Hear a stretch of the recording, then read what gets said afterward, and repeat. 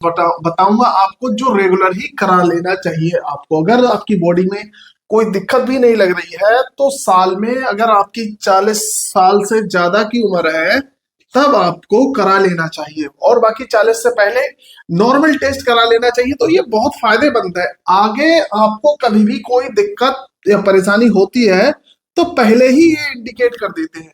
देखो दोस्तों, पहला है सीबीसी। सीबीसी में हम कुछ ज्यादा नहीं देखते हैं, इसमें देख लेते हैं टीएलसी काउंट और हीमोग्लोबिन, है ना, प्लेटलेट काउंट, और इसमें ज्यादा कुछ नहीं देखते हैं। बाकी ये जो चीज है ये मतलब पर्याप्त है।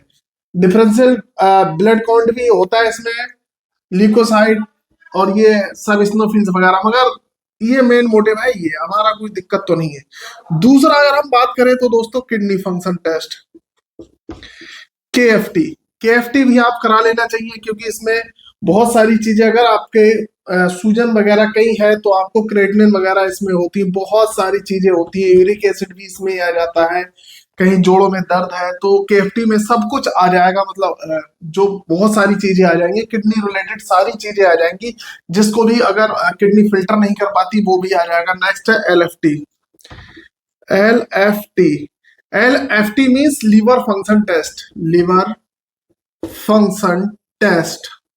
तो एलएफटी दोस्तों ये होता है, एलएफटी में क्या क्या हम देखते हैं। देखो सबसे ज्यादा एलएफटी में देखा जाता है सीरम बिलिरुबिन, और सीरम बिलिरुबिन मतलब आपको कहीं पीलिया तो नहीं हो रहा है, और एसडीपीटी ओटी देखे जाते हैं, और एसजीओटी ये एंजाइम होते हैं, ये देखे जाते हैं। मेन रूप से इन्हीं का जो होता है बोलबाला होता है लीवर में। अगर ये सब नॉर्मल है तो सब चीज नॉर्मल आ जाएगी, अगर इनका संतुलन बिगड़ गया तो लिवर खराब होने की कगार पे पहुंच जाएगा। नेक्स्ट है थायराइड हार्मोन, थायराइड। आपको थायराइड करा लेनी चाहिए। 3 हार्मोन होते हैं, T3, T4, TSH। ज्यादातर TSH गड़बड़ हो जाता है तो उसकी वजह से भी बहुत सारी दिक्कतें होती हैं। कभी कभी महिलाओं में बहुत ज्यादा पेल्पिटेशन होता है, सूजन भी आ जाती है इसकी वजह से। और पांचवा है विटामिन बी 12, विटामिन बी 12। आपको विटामिन बी 12 का भी टेस्ट करा लेना चाहिए, हालांकि ये महंगा है, मगर ये पूरा आपका नर्वस सिस्टम संबंधित होता है। कहीं आपकी झंझनाहट हो रही है बॉडी में, किसी प्रकार का टिंगलिंग सेंसेशन है, या और भी ऐसी कई सारी दिक्कतें हैं जो भी नर्वस सिस्टम से संबंधित है, उसको विटामिन बी 12 ही पूरा करता है। और आपको अगर ये डिक्रीज है तो विटामिन बी 12 का आपको कैप्सूल भी आता है, इंजेक्शन भी आता है, वो लगाने से बहुत ज्यादा आराम पड़ेगा। नेक्स्ट है दोस्तों विटामिन D3, विटामिन डी। देखो विटामिन D3 आजकल बहुत ही ज्यादा महत्वपूर्ण है। जितनी भी बोन रिलेटेड समस्याएं होती हैं वो उसी से होती है, तो विटामिन D3 का भी करवाना चाहिए। नेक्स्ट है lipid profile.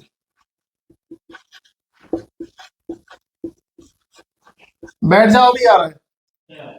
Lipid profile, lipid profile में भी बहुत सारी ऐसी चीजें आती हैं, जैसे ट्राइग्लिसराइड। अगर आपके ट्राइग्लिसराइड बढ़ गए हैं, कोलेस्ट्रॉल बढ़ गया है, तो ये सारी चीजें आ जाएंगी। इसमें क्या है, अगर आपके हार्ट में जो भी नसें हैं उनमें अगर कोलेस्ट्रॉल बढ़ रहा है, बहुत ज्यादा प्लग हो रहा है, जैसे मान लीजिए आर्टरी, और इसमें कोलेस्ट्रॉल प्लग हो रहा है तो आगे की सप्लाई बाधित रहेगी, मतलब पूरी तरह से सर्कुलेशन नहीं होगा। जब ये प्लग यहाँ पर हो जाएगा तो प्रेशर पड़ेगा हार्ट पे, हार्ट पे प्रेशर पड़ेगा तो हार्ट और ज्यादा बेकार रहेगा, तो उससे हाइपरटेंशन हो जाएगा, आपको HTN, हाइपरटेंशन हो जाएगा। और CBC, LFT, KFT, vitamin B 12, vitamin lipid profile. एक और क्या मैं आपको बताने वाला था, लिपिड प्रोफाइल होगी, थायराइड होगी, एक सेकंड मैं जरा देखूं। नेक्स्ट है दोस्तों HbA1c, HbA1c। HbA1c जो है ये बहुत ही जरूरी है। अगर आपको शुगर रहती है, ब्लड शुगर आपको बढ़ी हुई रहती है, ब्लड शुगर, इसमें क्या होगा, जो HbA1c है, HbA1c है, ये 3 महीने का, 1, 2 और 3, 3 महीने का ब्लड ग्लूकोज आपकी बॉडी में कितना रहा है, ब्लड ग्लूकोज का लेवल क्या रहा है, क्या वह 60 से 100 रहा है या 100 से वह 200 रहा है। तो ये एस्टिमेटेड आंकड़ा 3 महीने का बता देता है। HbA1c 3 महीने की ब्लड शुगर आपकी बॉडी में कितनी रही है वो ये बता देगा, पूरी जानकारी कर देगा। तो ये 7-8 ऐसे टेस्ट हैं जो हमको साल में एक बार करवा लेना ही चाहिए। अगर आप 40+ है तो HbA1c साल में आपको 2 बार करा लेना चाहिए। अगर कोई भी समस्या आपकी बॉडी में नहीं है तो ये सारे टेस्ट साल में एक बार करा लेना चाहिए। ये सारे टेस्ट बहुत ही जरूरी हैं। बाकी दोस्तों